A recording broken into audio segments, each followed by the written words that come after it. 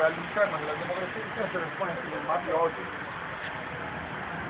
per 40-45 anni. Parliamo che negli anni 80 con l'uccisione di Salvolino non è che Salvolino aveva ucciso perché era esattamente mafioso e all'interno della democrazia cristiana. Successivamente poi si è fatto lo socialismo negli anni 70 e dopo Forza Italia con Siamo qua al Pala Cultura di Messina sul torrente Boccetta.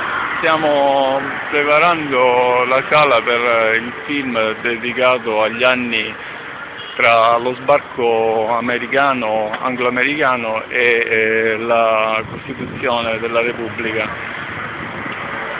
gli anni che vanno dal 43 al 48, in un film che è fatto da un italiano dedicato a quegli anni e soprattutto riguarda la Sicilia. Ci sono due scene che riguardano Antonio Canepa. Questo è la verità. Tranne qualche caso come il massacro degli uomini dell'Evis e il tentativo di seppellimento da parte dei carabinieri, anonimo seppellimento nel cimitero monumentale di Giara. Una storia che dopo 66 anni è ancora sconosciuta alla maggior parte degli italiani e soprattutto ai siciliani. Un pezzo di storia della Sicilia, il fondatore dell'esercito indipendentista, è stato ucciso dai carabinieri a Randazzo il 17 giugno del 1945. Grazie a lui la Sicilia ha riottenuto il Parlamento siciliano dopo 100 anni di chiusura, dal 1860 al 1945,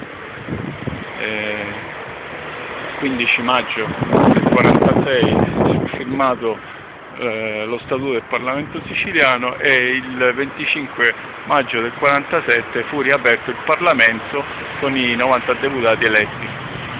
Grazie ad Antonio Canepa la Sicilia ha di nuovo il Parlamento, ha riottenuto il suo Parlamento indipendente del regno indipendente che è durato dal 1130, dalla prima riunione del Parlamento siciliano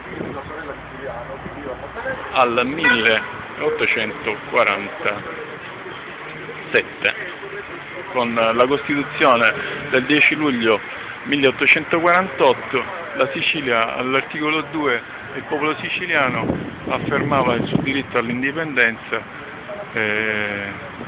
l'articolo proprio recitava: la Sicilia sarà sempre indipendente.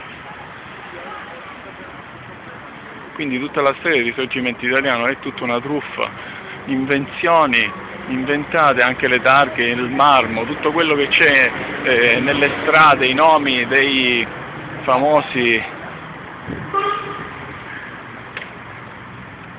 rivoluzionari sono cose completamente false, perché la Sicilia ha fatto la rivoluzione nel 1948 per liberarsi dagli eserciti stranieri e dalla spartizione che si era fatta al congresso di Vienna nel 1815, che aveva coinvolto anche la Sicilia in questo controllo intercontinentale che andava a spartire il pianeta in previsione dell'apertura del canale di Suez. Lo scavo cominciò nel 1859 e l'anno dopo Garibaldi fu mandato in Sicilia per eliminare i Borboni dalla strada che separava l'Europa dalle Indie. I porti siciliani dovevano essere a disposizione delle navi che partendo da Marsiglia, da tutti i porti francesi e dal canale di Gibilterra, sarebbero poi arrivati a Suez. Nel 1859 inizia lo scavo, nel 1869 finisce, il canale di Suez è finito e guarda caso nel 1870 si conquista anche Roma alla chiusura del progetto del canale di Suez.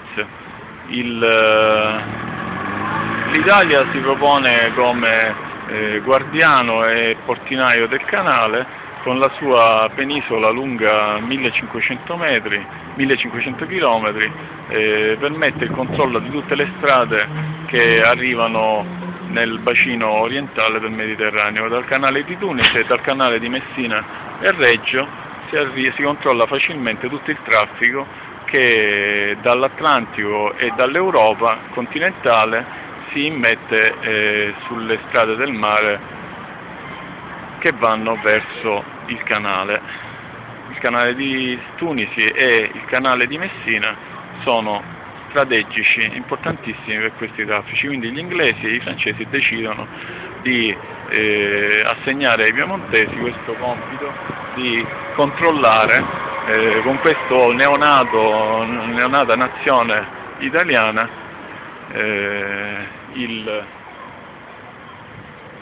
la strada verso l'Oriente.